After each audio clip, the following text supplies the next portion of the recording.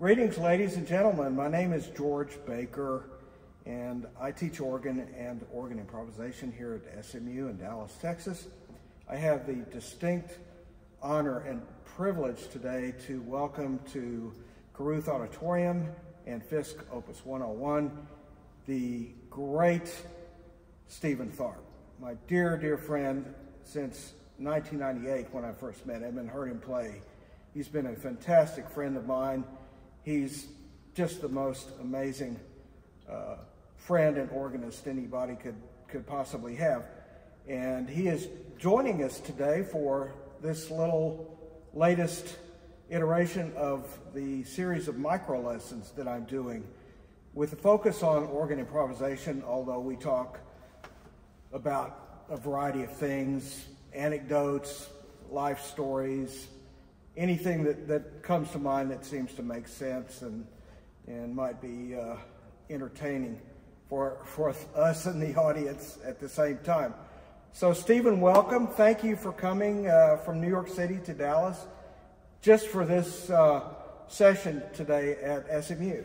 It is a pleasure to be back here in this room and at this organ, but mostly with you to talk about your wonderful musical cooking, as we've been calling it, and as that pertains especially to several organ works that you have composed for me over the last decade or so, and very excited to join you and dig into this a little bit. Yeah, today we are going to chat briefly and hear excerpts played from 3 of the now 5 pieces that Stephen has commissioned me to write, and we're going to talk a little bit about how they were put together, the construction of these pieces, the harmonic language, the themes that are used, a variety of themes. So 3 pieces we'll talk about: Danse diabolique, Prière Gregorienne, and then the 2010 piece, Variations on Rouen, that Stephen premiered at the Meyerson Symphony Center here in Dallas, and then a week later at Saint-Sulpice in Paris, which was really an incredible event to be there in Saint-Sulpice and hear this piece played in concert by Stephen. Daniel Roth was up top pulling stops, and it was just kind of tears flowing down my face. It was fantastic, fantastic. So we'll do little excerpts. I'll put these together in the editing process to make some coherent sense of the discussion. But I think the first thing we'll do is start with Stephen playing a little excerpt from Danse diabolique.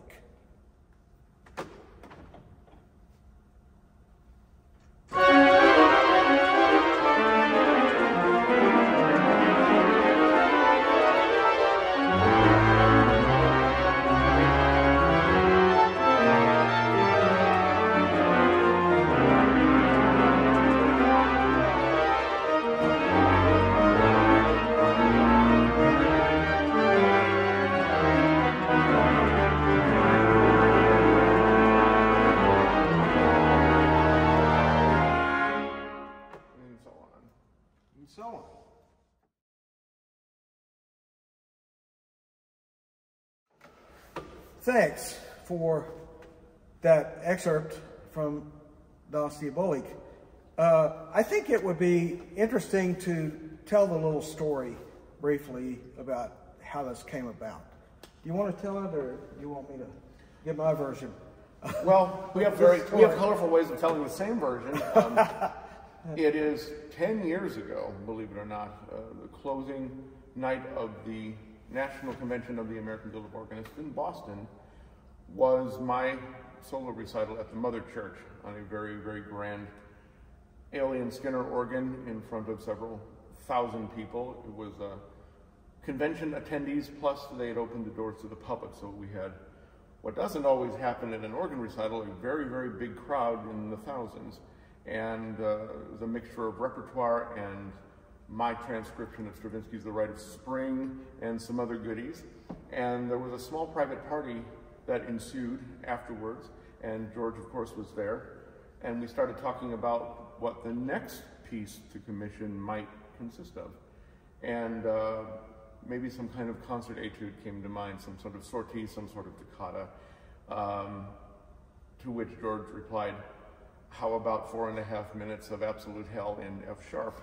And that was the impetus of a funny idea over some drinks that, in fact, turned around and led to the piece that I just played, the opening excerpt from here. Yeah, exactly. I might say, though, that 2014 recital at the Mother Church in Boston was one of the most amazing, maybe the most amazing organ concert I've ever witnessed. I've never seen an audience of National AGO convention goers leap to their feet at the end of the Rite of Spring. It was, everybody just jumped to their feet and just started screaming with applause. And I mean, it was an incredible moment and an incredible, unforgettable performance. So, you know, I'm sure I've said that 100 times, but it was such a unique moment for me too, because you had that contingency from an audience that I would find out later looked at the program and saw the Rite of Spring for one person on the organ and thought, you've got to be kidding me, this will never work. Who does he think he is that he would have been conceived to try to pull that off, much less in front of an audience of such an occasion as this, and with the right resources and the right kind of time to really think about all the details and the preparation. I was very happy to say that, well, I think I demonstrated it could be done. With the Stravinsky intact, it's not a transcription that turns Stravinsky into something else, made it more of an organ piece than its original idea and intent. And I think it came off really well. I hope that's what people have responded to. Yeah, you blew it out of the water. It was really amazing. So at this point, I want to discuss just a wee bit about some of the elements contained in Danse Diabolique. Why was it named Danse Diabolique in the first place? For example, we'll talk about that in our next little excerpt of the video. So there are a few elements of this piece I'd like to mention.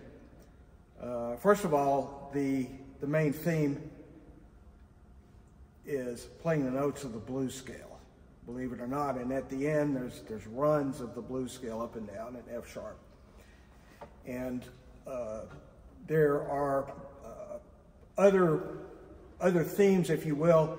The relationship of the augmented fourth, which, as everyone knows, in the medieval era was forbidden lest you be executed for writing music that contained the augmented fourth. And so that's a devilish interval, and we have that in spades all through the piece. Starts out with F sharp and C major. Those first two chords, F sharp, C major. So that augmented fourth relationship is everywhere. The idea of the piece, a battle between evil and good, sort of the Faustian idea of making a deal with the devil, selling your soul to the devil, and doing a devil's dance, sort of a jig, with that augmented fourth. So those elements were primarily the things that I started out with, and then throwing the hymn foundation in the middle of it. That was sort of the angels of the Lord were going to come save everybody and go to battle with the devil. So those were, I think, the main ideas that I had for this little devilish jig. But it is very, very difficult. It's 9.5 or 10 on a scale of 10 difficulty. And I would say that Stephen also recorded it for Aces Records, the St. James recital. That was Grammy nominated. And if y'all want to hear it, please buy that CD. Indeed, it was on a Schoenstein organ, which plays, of course, many pieces across the repertoire very well. And there's quite a bit of music on that recording that is French, Duruflé, George's piece, because of the language that's embedded in the harmonies and the ideas and the modes. And yet, as a Schoenstein organ, which does not have specifically a French tilt to it, French music comes off very, very well. And so I decided to make the first recording of Das Diabolik on that CD.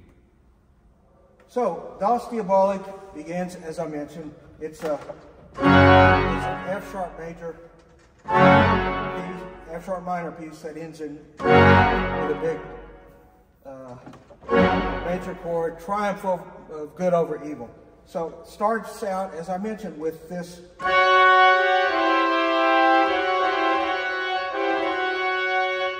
Remember in Jean-Les Danse, Trois Danses.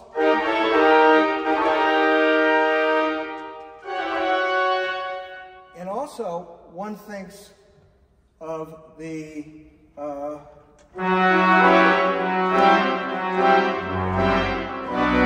Duruflé toccata. The Duruflé toccata.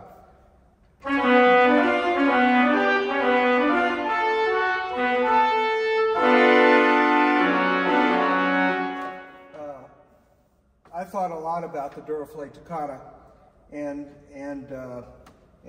the figuration, and at the end he's going, you know, in that,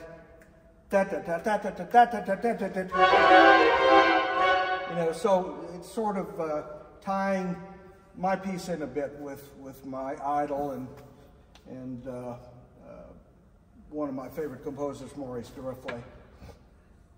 So let's talk just briefly about improvisation. Say you're playing an F-sharp major chord. Shut this down just a bit. You could do that, right? Go the augmented fourth, but you can also do the Lydian. You can get modal on us.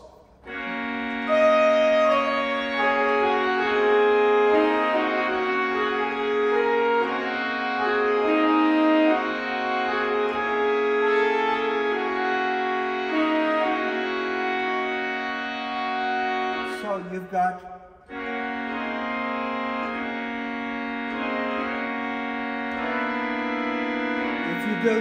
if you do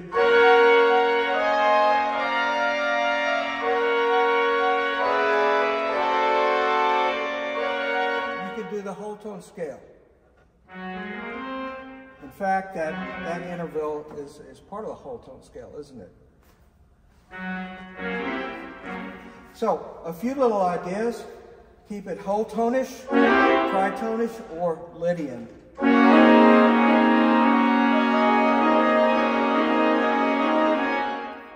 Do a little Tournemire type deal.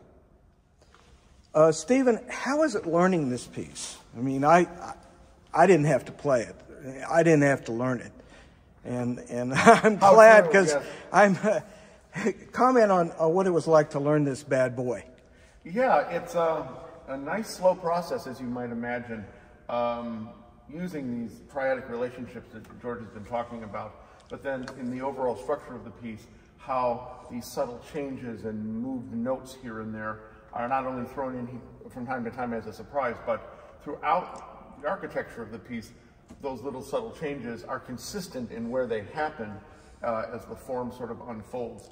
And so, while the piece is certainly tricky to play, it's really learning this to the point where you've got every single nuance of modulation down pat in advance, and that because the harmonic changes so fast, you're really thinking ahead all the time on what's coming, as is the case for any virtuosic piece.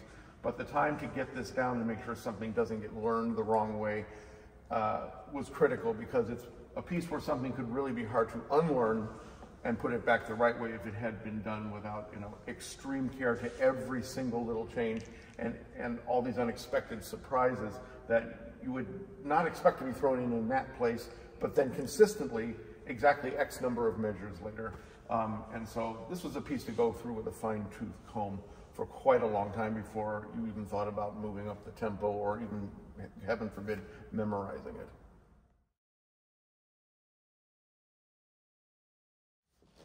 Our next piece to talk about is the Prière Grégorienne, which Stephen premiered at Cathedral of Notre Dame in Paris in August of 2018, just a few months before the Great Fire.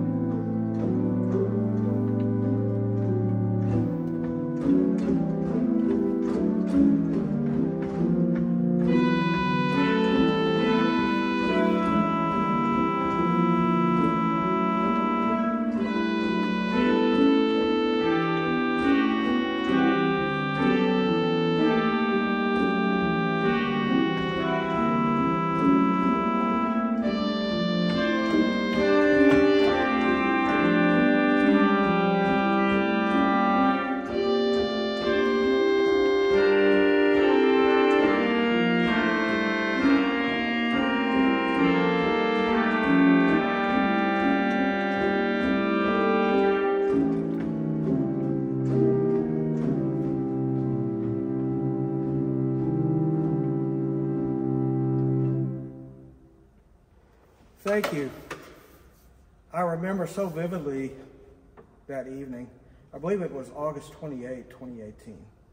The concert was right before the Grand Prix de Chartres for that year, and you were a judge in the jury for that competition then. It was a magical evening at Notre Dame. I was seated up in the triforium on the level of the organ, and so I could get the sound of the organ, I think, at the best location.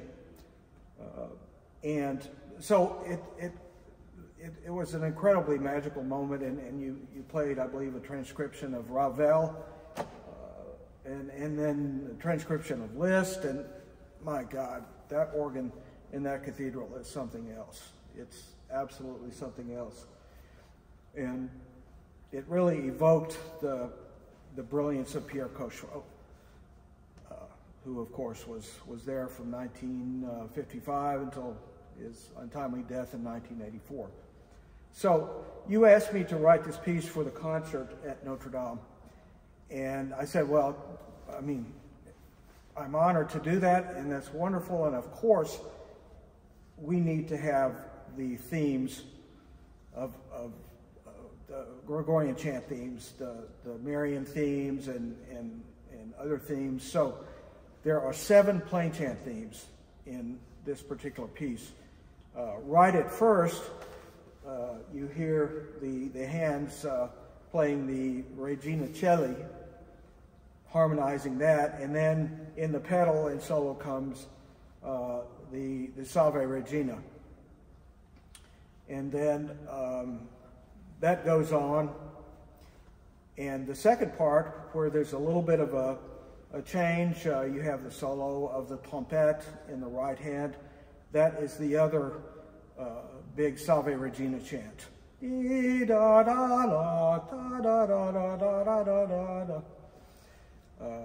Harmonized with these rapidly changing, undulating chords in the left hand and pedal. That's quite a little virtuosic spot in there.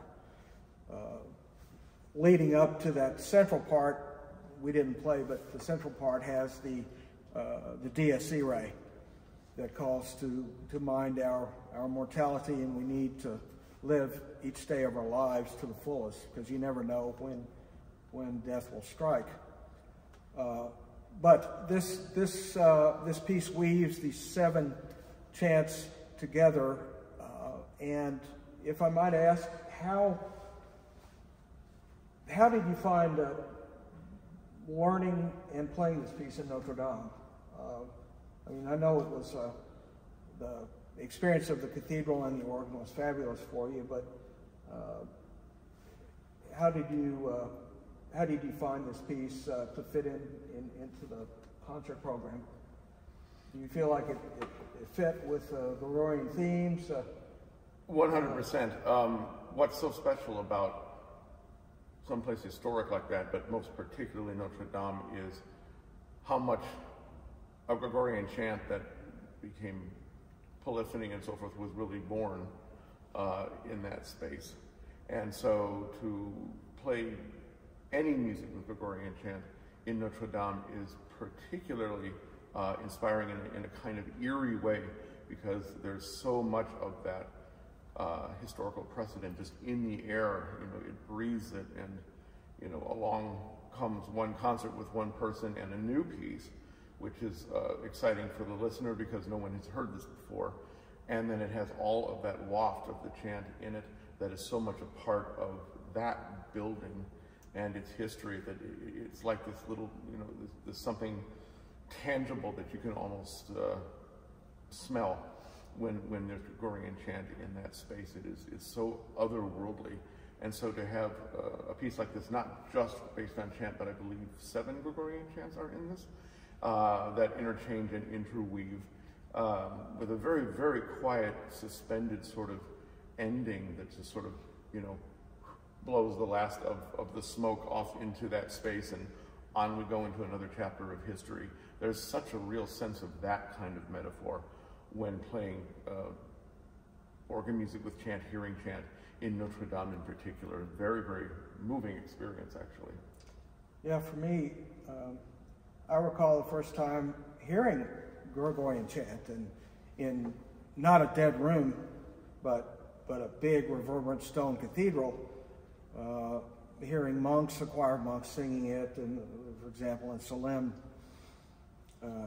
It just transports you to a different world. And in fact, when I hear chant, I think of our medieval brothers and sisters who lived just not so long ago and who were part of that Notre Dame school. And we talk about Notre Dame organum as the beginning of polyphony, and the blind organist Léonard and Perrotin writing the first 4-part vocal organum. You know, the very beginnings of polyphony, beginning in the 12th and 13th centuries. I feel a kinship with our medieval brothers and sisters, and I can only imagine them without any electricity or power tools or stone saws, that type of thing, building this incredible cathedral, and those stained glass windows. They're like 13 meters in diameter, that have withstood almost 900 years of history. Unbelievable, unbelievable. It's a joy and a kinship that I feel when I hear Gregorian chant, especially in Notre Dame. And you know, and you smell the incense and all that. It's just, I think, the closest thing to heaven that there is on earth. So thank you for those comments.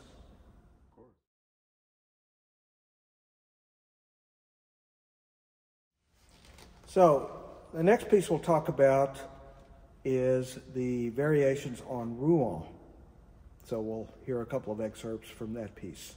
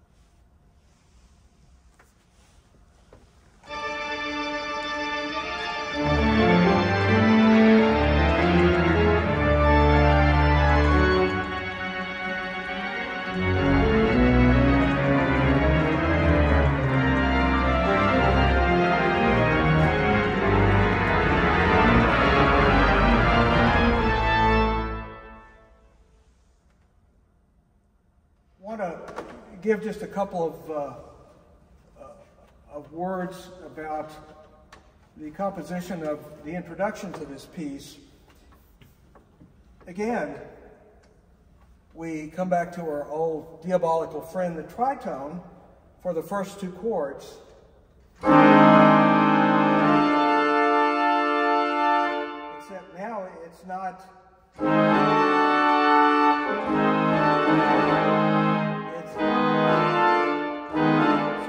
Either chord can be minor or major, or you can have a mix. So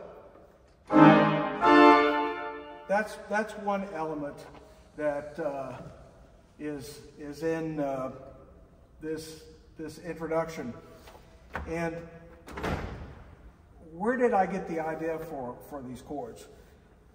Well, to a great degree, I was very, very inspired by Jean Last's introduction to his theme and variations from the suite.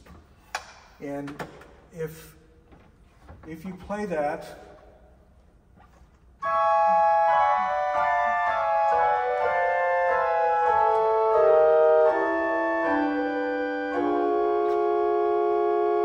and Philippe Lefebvre talks about this when he heard this for the first time. It's a whole new world that's opening up, a whole new world of harmonic language. And there's a couple of very interesting things going on here.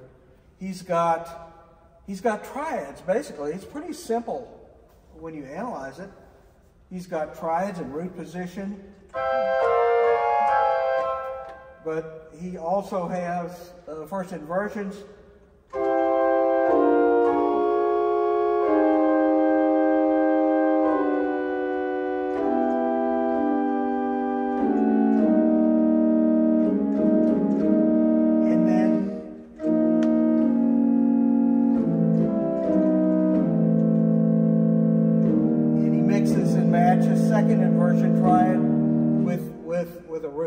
So that's what's going on in this. Hear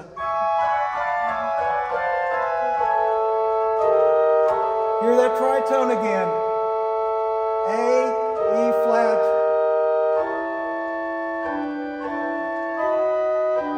Whole tone.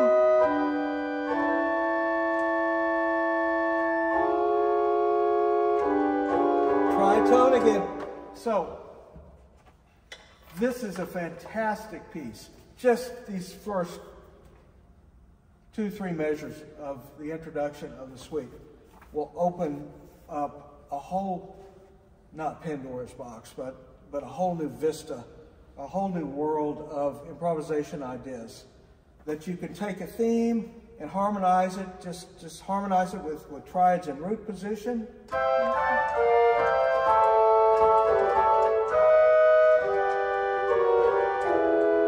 Or put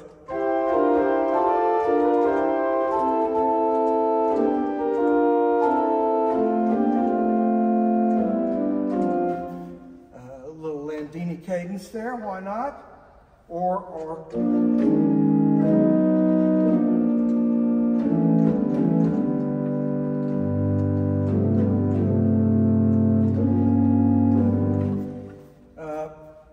a few little ideas.